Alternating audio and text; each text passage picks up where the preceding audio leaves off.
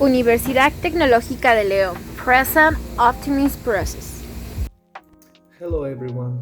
Today I will do an introduction about process optimization. It is basically the discipline that is responsible for adapting process to optimize their parameters, but without violating their limits. Generally, its objectives are to minimize cost and maximize performance, productivity, and efficiency. Step number one, identification or problem or weakness. Now is the time to ask all the questions you have. Where is the company ground with? Where is the most this spent? Are customers, suppliers, or workers unhappy with any particular process? This another question of this natural are necessary to know where you should start the analysis. Step number two, reframe the situation. Reframe the situation.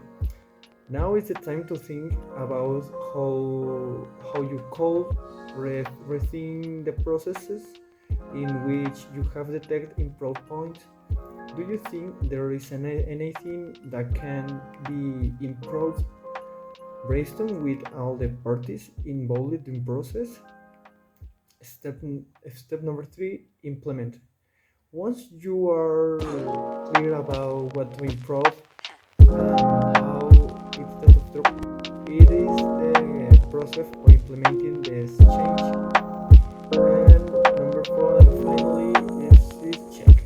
It is important to keep track of the process and the changes that have been introduced in them. A step to optimize the process. They are a series of steps to perform optimizations of the process, and these are the first, problem identifications. Now is the time to ask yourself the questions you have. What is the company row with?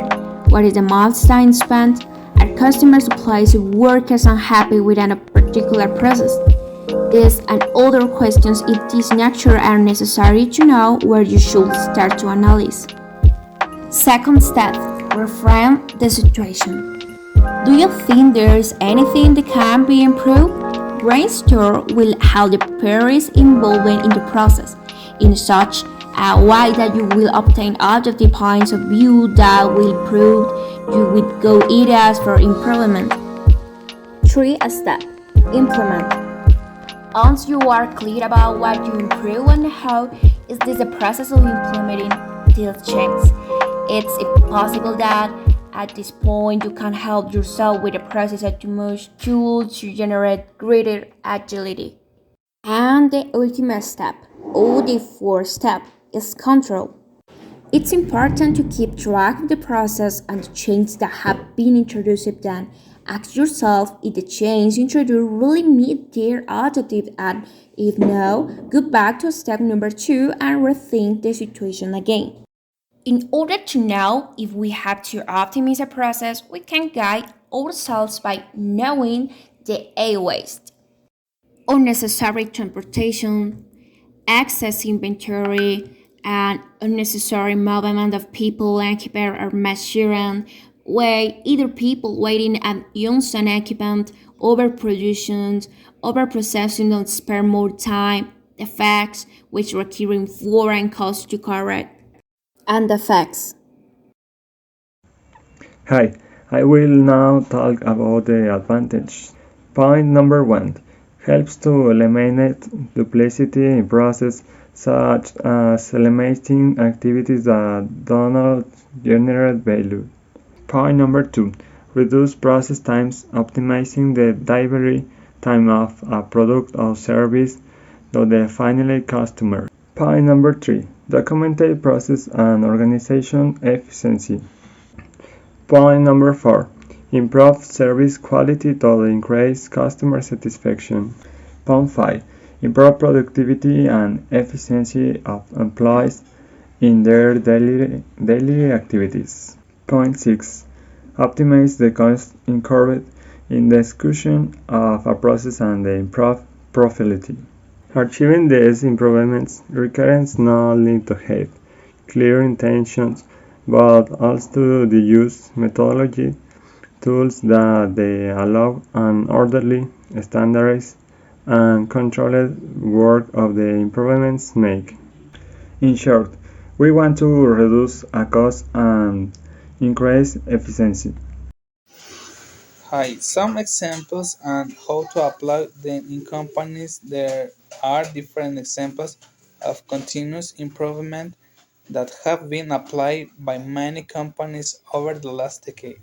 Some of the most interesting and that have given the best result are the following: quality management system.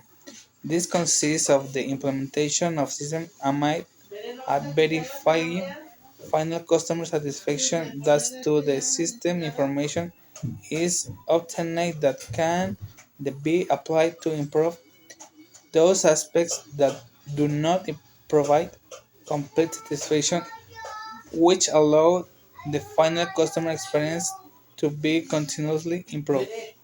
ISO standards. ISO standards for International Organization for Standardization is another of the most successful examples of continuous improvement.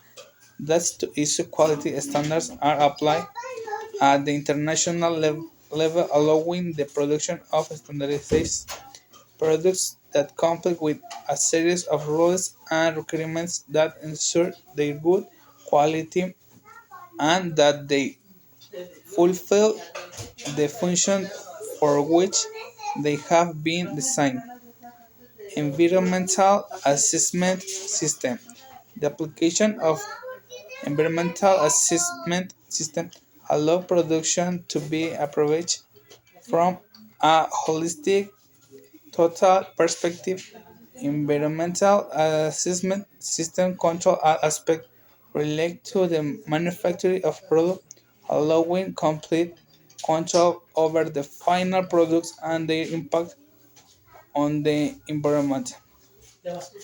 PHBA cycle, another example of continuous improvement that has been most successful over decades, is the so-called PHBA cycle. The initial stand for plan, the check, update, the for action represent each of the phase that must be carried out in the manufacture of a product that follow the PHBA cycle. This allows the resulting products to be of exceptionally good quality, and when faults or improbable elements are present, they are reformed thanks to the final phase of verification, which allow. There are some cases to improve. For example, have good communication with your coworkers. You have now the priorities. Eliminate error so as not work twice. Measure progress and purpose goals. And very, very important, motivate your team. If you can measure it, you can control it. If you can control it, you can improve it.